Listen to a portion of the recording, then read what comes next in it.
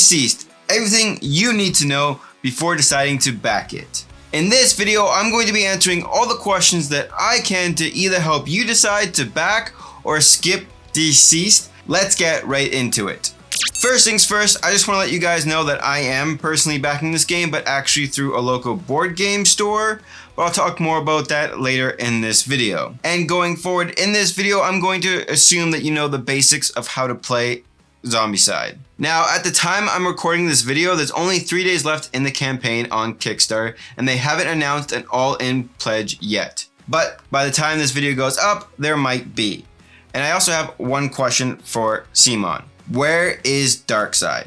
I'm surprised they haven't announced him yet. I'm sure he's going to be in the last expansion that they will release during the campaign, because he is the main reason why the anti-life equation caused everyone to be mindless zombies. So I'm curious why we haven't seen him yet. Now, to answer the biggest question, can you mix Marvel Zombies and DCEASED together? And the answer is yes.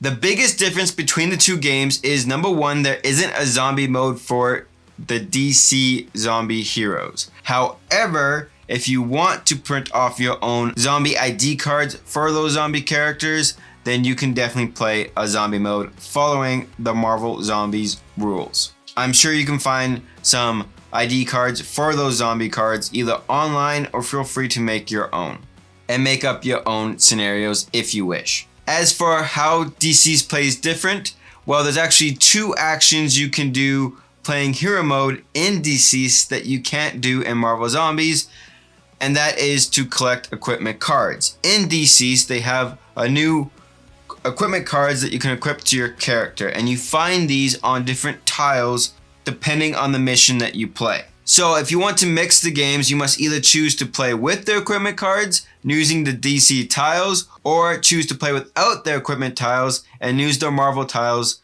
when you choose to play. Also, this brings me to talk about what spawn deck you should use if you want to mix the 2 games. If you're going to use equipment cards, then I would recommend using the DC Zombie spawn deck, because that is more balanced as if you were going to use weapons in the game. Another new action that DCEASED has introduced is the trade action, which you're able to trade equipment cards with other players as well as bystanders, because in DCEASED, the bystanders actually can follow you around, and there is no limit to how many bystanders you can have. Which in Marvel Zombies, you can only carry 1 bystander, which I personally had a problem with because it just feels like the bystanders don't do as much in that game. So personally, I really like this change, because with bystanders, they don't really feel like they do that much in Marvel Zombies other than just stand there until you save them. So I honestly don't feel like there's a purpose in those miniatures with Marvel Zombies other than to increase the price. So I much prefer the DC version when it comes to playing with bystanders, because those miniatures will follow you around on the board and you can use their different abilities to complete your objective. Plus, adding weapons to the game just adds to the fun factor of the game. So I'm all for that, and I feel like that was something that was missing also in Marvel Zombies.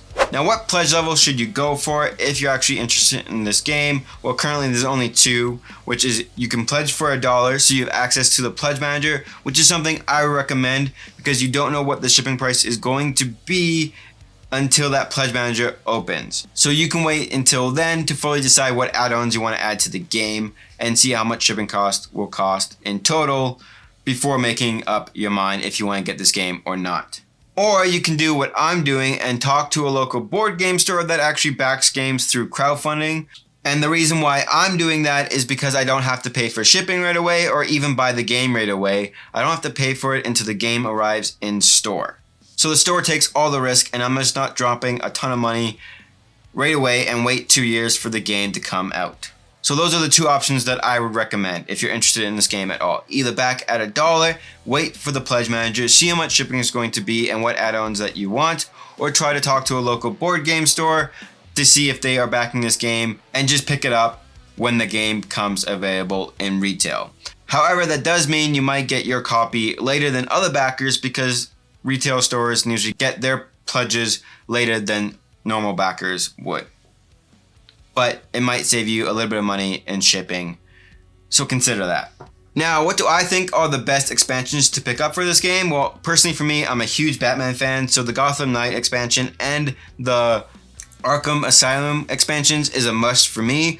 And the only reason why to pick those up through Kickstarter instead of waiting to retail is to get those Kickstarter exclusive. Personally for me, I think it'd be a lot of fun to play as the Joker character versus fighting against him. And that is a Kickstarter exclusive model that you can play if you back it through Kickstarter. Also, the Shadow Pack, which doesn't really seem like that adds a lot to the game, gameplay wise, but there's a lot of great characters in there.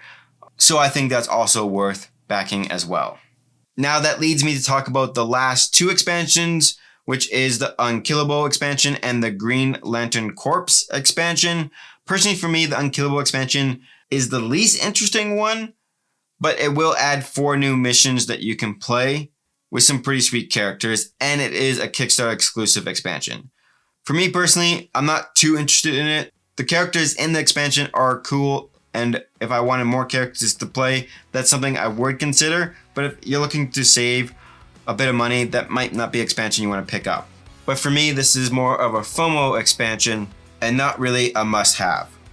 Now talking about the Green Lantern Corps expansion, this one looks pretty sick with all the cool looking green acrylics added to the miniatures. But this one will be in retail. So if you want to save a little bit of money, it might not be worth adding on yet. Only if you really want those 2 extra Kickstarter exclusive miniatures.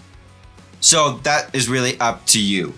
Now, when it comes to talking about if this game is going to be worth it or not, for me, it's going to be worth it because I can mix my DC characters with my Marvel characters because I'm a big nerd like that, and I'm absolutely going to have a blast with it.